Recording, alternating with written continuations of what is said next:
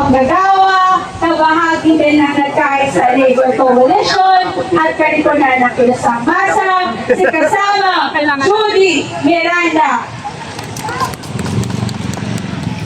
Mainit na pagbati sa lahat ng mamamayan na naninindigan para sa hustisya!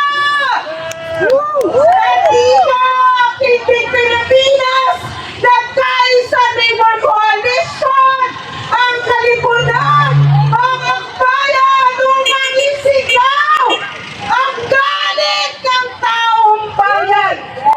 Sa gitna ng rumalagasang mga baha, sa gitna ng mga ulan, sa gitna ng paghihirap na dinaranas ng taong bayan, na dumadagsang baha ng bagyo ng nakaraang linggo, ay tuloy-tuloy ang pahirap sa taong bayan. Ang pangarap lang nating lahat ay isang gobyerno na may kalina sa taong bayan.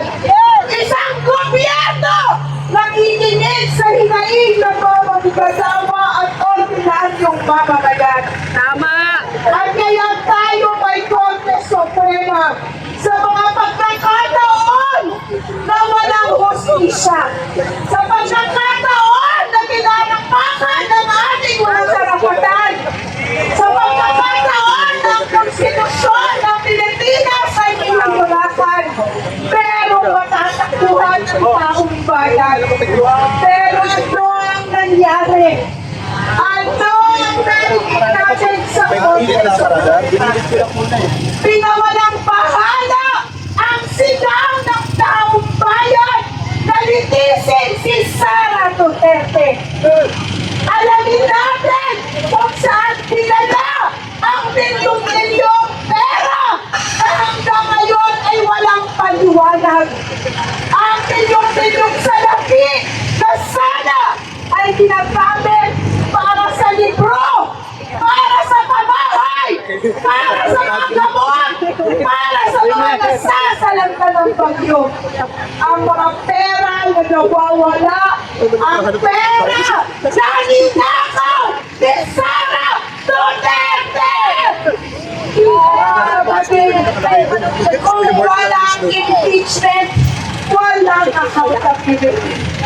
Kung walang proseso, hindi malalaman ng taong bayan nasaan ang salapi. Ang mga manggagawa, tuwi na lamang sila ay binabarat ang sweldo. Napakahirap na hinggan ng gobyerno ito. Ang bawat manggagawa na humihingi ng hustisya ay nahihirapan humingi ng hustisya. Ngayon, ang pera, ang buwis na galing sa dugo ng mga manggagawa, ninakaw. Papayag pa tayo na walang accountability. Ito ang pera galing sa buwis ng mamamayan. Sakripisyo araw-araw ng manggagawa na binuwabulat ang sweldo. Mga manggagawang kontraktual, mga manggagawang nakakaranas ng pagpamalabis. Ngayon, humihingi tayo ng hustisya. Saan pinala ang pera na dapat gamot para sa anak ko? Ang pera na sana pang-edukasyon, ang pera para sa aming pamilya, nasaan ang accountability? Huwag natin pag-usapan ang lumang project na kandidat. Kaya nga may iba't-ibang sangay ng gobyerno. Tumatiyakin na sa bawat panahon, mayroong pag-asa ang taong bayan para sa hustisya. Tayo ngayon ay nagluluksa.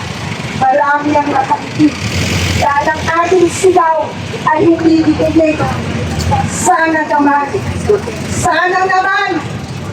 mapagkaguto ang lumalagagap ng chismis na dahil 12 sa nakaupo sa harapan natin ay appointed ng tagong Pangulo at tumatanaw lang ng utang na loob at hindi kinikilala ang konstitusyon ng Pilipinas! Kaya mga kapatid, ang ating sigaw sa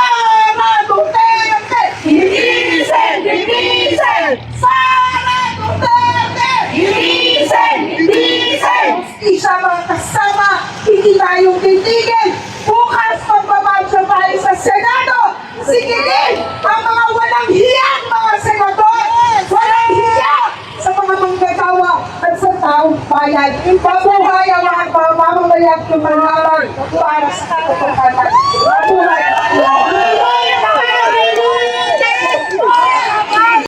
Labor Education and Research Network, si kasamang Bea.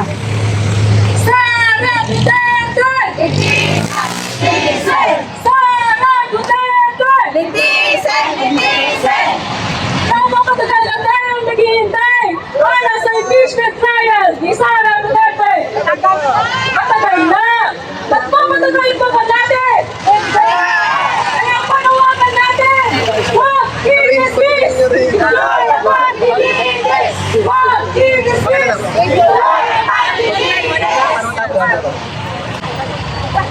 Maraming salamat sa pagdalaw mga kasama. Alam naman natin na hindi sila transparent sa atin. Hindi transparent kung tapos pa lang ating VP Sara Duterte. Ganit tayo, milyon-milyon o kaya umabot ang milyon na ginasta, na winaldas mula sa kamay ng bayan. Unik ka lang, Go Philippines. Unik ka lang. Walang go. Tama ba? Nilakawan tayo! Na tayo ay nagbabago araw-araw! Tumatayod araw-araw! Ano lang pupuwasan? Hindi! Binabayaran natin ng buwis o tinikita natin ng buwis para lagi magkasa nila sa lalabas ng bansa sa pagkakaroon ng mga concert sa labas ng bansa. Tama po ba yun? Hindi! Saan kayo punta? Talikod ni Kiko. Pagkalaan natin! Nagising si Sarah. Kaya ba ba isa? Hindi sa pangalan ng Nagis Jane Gatos! Your Honor! Magalang galang! Sa mga kinatuan sa Korte Suprema! sabi ka. So, Nananawagan kami na madami-dami to, sundin ang mga konstitusyon ayan. na kayo mismo ang dapat na tinakansa nito! Kayo mismo ang dapat na tinakansa ng justisya para sa taong bayan! Tama! Higin niyo kami! Higin niyo ang aming panawagan! Sara Duterte! Litisan! Litisan! Sara Duterte! Litisan! Litisan! Defend! Defend! Defend the Constitution! Defend! Defend! Defend the Constitution! Defend! Defend! Defend the Constitution! Sara Duterte! Litisan! Litisan!